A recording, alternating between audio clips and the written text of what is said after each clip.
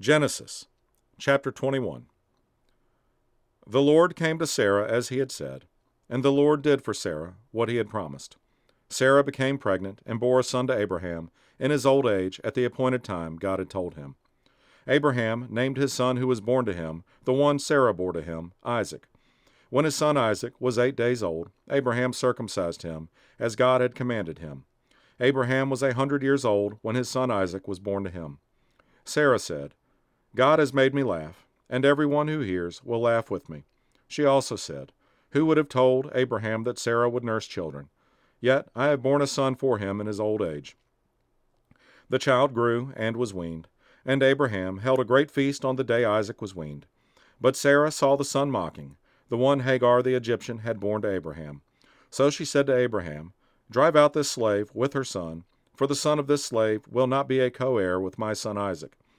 This was very distressing to Abraham because of his son. But God said to Abraham, Do not be distressed about the boy and about your slave. Whatever Sarah says to you, listen to her, because your offspring will be traced through Isaac. And I will also make a nation of the slave's son, because he is your offspring. Early in the morning, Abraham got up, took bread and a waterskin, put them on Hagar's shoulders, and sent her and the boy away. She left and wandered in the wilderness of Beersheba. When the water in the skin was gone, she left the boy under one of the bushes and went and sat at a distance, about a bowshot away, for she said, I can't bear to watch the boy die. While she sat at a distance, she wept loudly. God heard the boy crying, and the angel of God called to Hagar from heaven and said to her, What's wrong, Hagar? Don't be afraid, for God has heard the boy crying from the place where he is.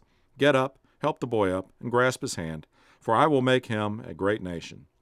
Then God opened her eyes, and she saw well.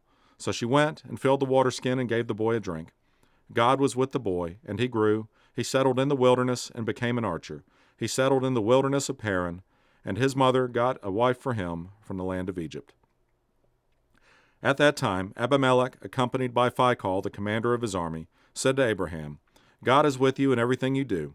Swear to me by God here and now that you will not break an agreement with me or with my children and descendants. As I have been loyal to you, so you will be loyal to me and to the country where you are a resident alien.